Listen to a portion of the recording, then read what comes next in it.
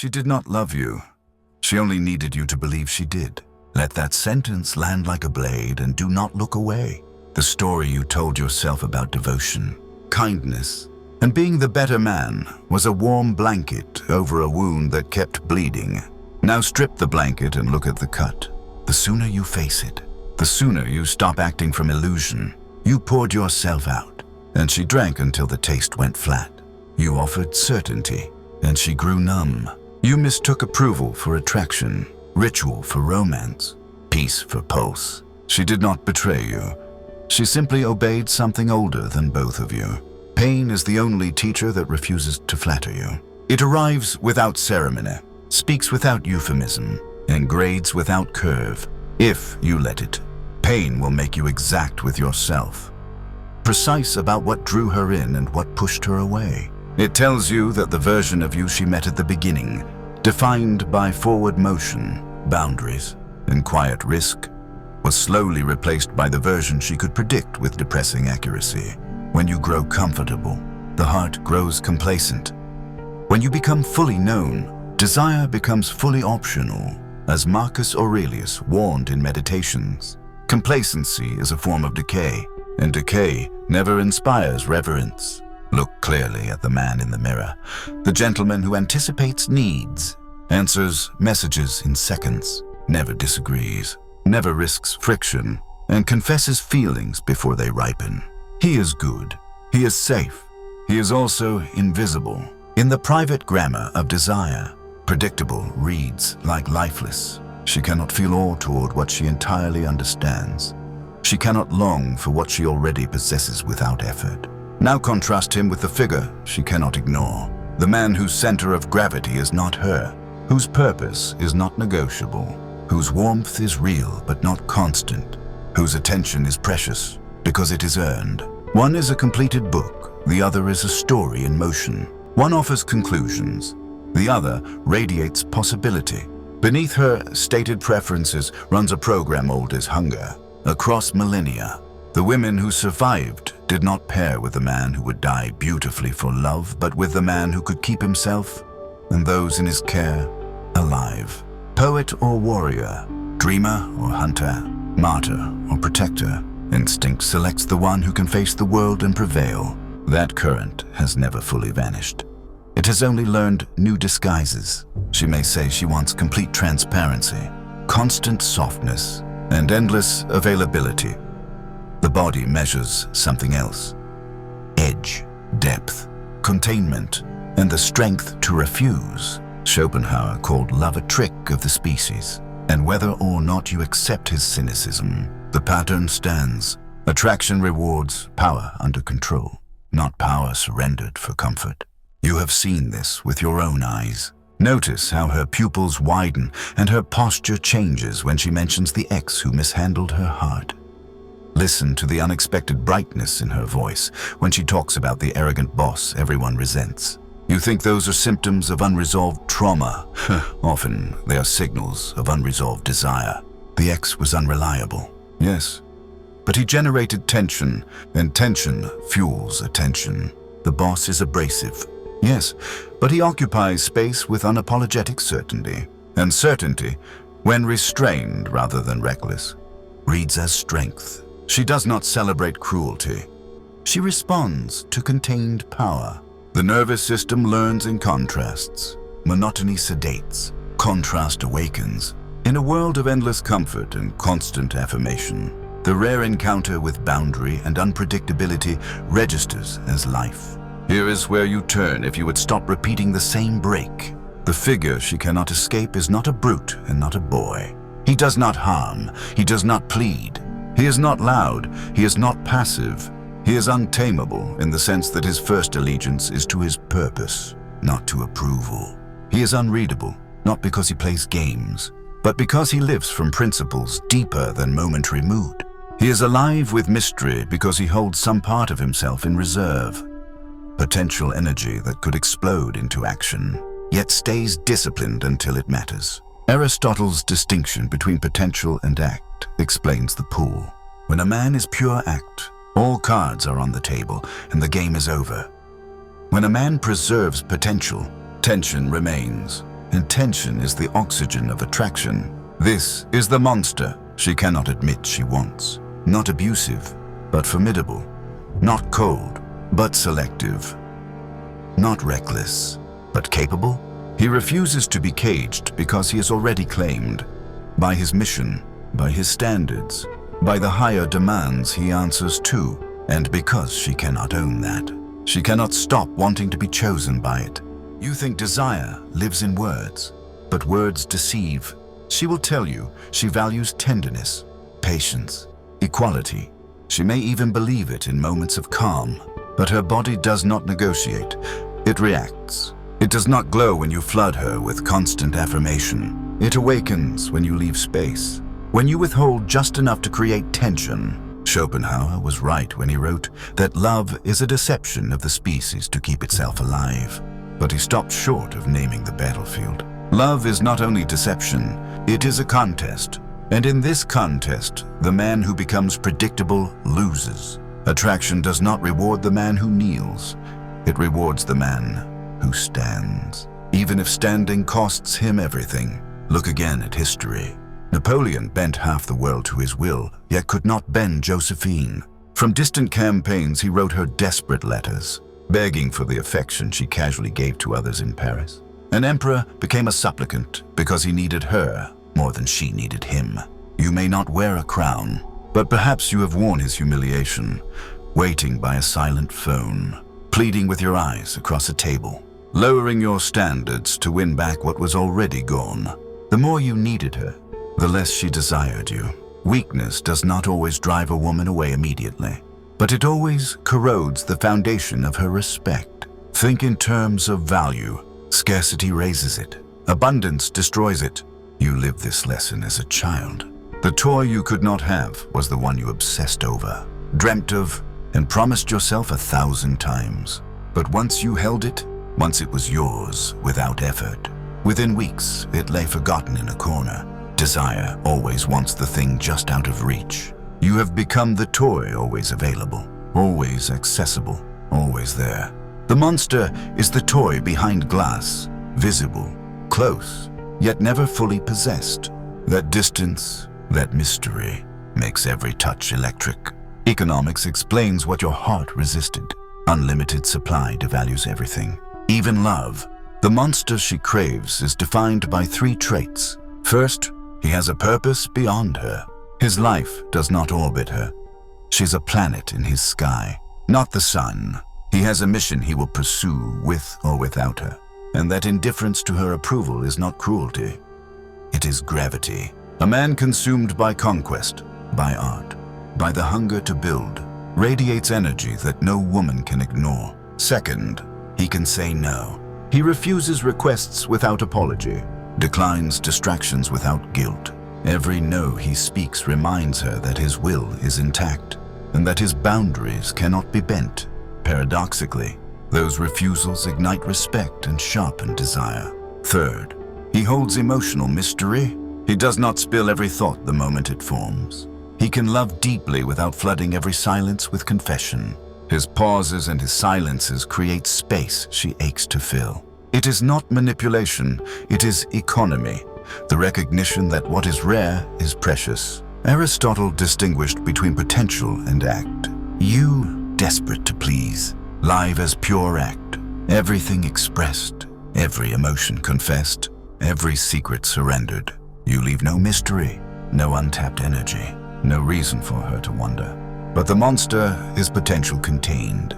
He is like a storm cloud heavy with lightning, capable of breaking open at any moment, yet holding back until it matters. That tension, that barely restrained force, is what keeps her on edge, what makes her check her phone obsessively, what makes each moment of attention feel like a gift. You are the endless stream of affection she can drink from whenever she pleases. He is the rare spring she cannot own, and that difference makes all the difference. Nietzsche declared that God is dead, but what quietly died alongside him was the last form of man that women instinctively revered. Modern culture parades caricatures of masculinity, the fitness influencer flexing his muscles, the swaggering alpha who mistakes arrogance for power. Yet beneath those empty masks Women seek something far older. A man who carries the fire of destruction yet chooses restraint. A man whose contained power makes every touch feel like both gift and threat. This is why fantasies of vampires, mafia kings, or dangerous lovers tamed by affection appear again and again in literature and film. It is not violence itself that calls to them, but the potential for it under control. The presence of power, combined with the discipline not to abuse it, awakens something primal that safety alone never can. Weakness, on the other hand, rebels with a force just as ancient. Women do not consciously analyze this. They sense it. A man who cannot defend his own dignity cannot be trusted with hers. In another age, survival depended on his capacity to face predators and war. In ours, it depends on his ability to resist conformity, mediocrity, and the slow death of living without purpose. Weakness smells like fear, like neediness, like surrender. And whether she admits it or not, her instincts recoil from it the way the body recoils from spoiled food. It is not malice. It is biology. Consider the figure of the artist consumed by his craft. He forgets birthdays, disappears into his work, frustrates those closest to him. And yet, women remain near him, sometimes in anguish, often in awe. Why? Because he is tethered to something greater than comfort, greater even than love. His mission makes him scarce, and that scarcity makes his presence feel like treasure. It is the same paradox that kept women tied to men who built cathedrals or launched revolutions. They resented the neglect, but they could not leave. The gravitational pull of a man bound to a vast purpose is irresistible, even when it wounds. This is the paradox you fell into. You made her the center of your orbit, and by doing so, you revealed your world was unbearably small. When she succeeded in becoming your everything, she saw at once that everything was not enough. She despised the very victory she had won. The more space you gave her, the more she realized there was nothing beyond her to conquer. Desire withers when the game is over. What ignites her instead is a man whose world is so wide, so alive with pursuits, that she could spend a lifetime exploring it and never touch its borders. That is what makes her fight to remain by his side. Not that he needs her, but that he does not. History and culture echo this pattern. Michelangelo, who worked until his body broke, drew respect from patrons and lovers alike because his devotion was to the marble, not to their approval. Nikola Tesla, eccentric and solitary, still fascinated women because his obsession with invention set him apart as untouchable. Even in our own age, men like Steve Jobs, imperfect, demanding, absorbed, were never abandoned. Women stayed, complained, even raged, but they did not leave.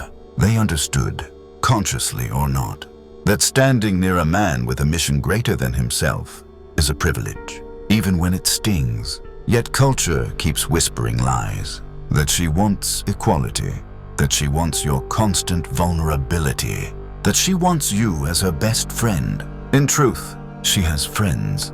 What she craves from you is polarity, magnetic force, the pull of opposites. Equality in attraction means sameness, and sameness breeds neutrality. Vulnerability, when it rules you, smothers her desire, though a glimpse of it at the right moment deepens respect. Friendship is safe, but desire is not safe, and without desire, love becomes a polite arrangement. The monster she longs for understands what the world denies. Masculine and feminine are not social constructs, but ancient poles of energy that crash into each other with force. Neutralize them, and attraction dies. Preserve them, and she remains lit like a flame that refuses to go out. The death of desire rarely comes through betrayal. More often, it comes through predictability. You became a film she has seen too many times. A script with no surprises, no tension, no plot twists. The man who once stirred her soul slowly dissolved into routine, and nothing suffocates attraction more thoroughly than routine. Schopenhauer once warned, to conquer without risk is to triumph without glory. You did not even conquer, you were granted comfort, and you mistook it for victory. She walked away, not because another man was better, but because another man seemed to offer risk, uncertainty, and therefore the possibility of glory. The truth is harsh. The monster is not created through borrowed techniques or imitated poses. He is awakened. He is what remains when the masks fall. The disciplined, sovereign man who no longer trades his fire for approval. Look at the boy you once were. Fearless, wild, unwilling to ask permission to climb higher, to fight harder, to explore further. That boy was the father of the monster, but you buried him beneath respectability, safety, and the desperate hope for unconditional love. You killed him on the altar of modern sensitivity. What remains is an adult body animated by the fear of loss. A man who tiptoes through his own life, begging not to be abandoned. The monster is not abusive, not manipulative, not cruel. His power begins with self-mastery. He dominates not others, but himself, his impulses, his fears, his hunger for validation. From that mastery flows everything else: authority, calm, unpredictability. When a woman tests him, he does not panic. He does not argue endlessly or collapse into apology. He stands as if carved from stone, sometimes smiling, sometimes silent, but never rattled. And that stillness drives her wild, because it reminds her that she is not in control, and that he does not need her permission to be who he is. Even Machiavelli, a master of human psychology, understood this dynamic. He wrote that men love at their convenience, but fear at your discretion. In desire, fear does not mean terror. It means the uncertainty of not knowing when your affection will arrive, the scarcity of your attention, the selective rhythm of reward. You became a faucet of endless affection, and in doing so, you devalued the very thing she craved. The monster knows better. He does not give constantly. He gives selectively. He lets her long, lets her miss, lets her strive to earn.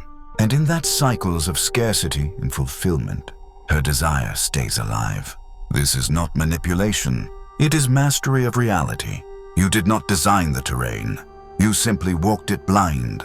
Now, with your eyes open, you can step into it with intent. You can stop being the predictable man who trades himself for comfort and reclaim the unpredictable force she cannot ignore. Do not awaken the monster for her. Do it for yourself, for the boy you betrayed, for the man you buried, for the life you refused to claim. When you live with purpose, when you guard your energy like a treasure, when you stop needing permission to be, the monster rises naturally. Women do not love him because he seeks them. They love him because he does not. He seeks himself, his mission, his fire. And paradoxically, that is what makes him irresistible. So let the pain you feel now be the last time you learn this lesson by loss. Let it become the spark that rekindles your edge, your unpredictability, your hunger. The monster every woman secretly desires is already within you, waiting for release. Not a mask to wear, not a performance to mimic, but the truest form of yourself before fear cuts you down. Unleash him, and you will never again beg for crumbs. You will not settle for mediocrity, nor will you mistake peace for purpose. You will stand dangerous in the only way that matters. Alive, sovereign, unafraid to lose, and therefore impossible to ignore.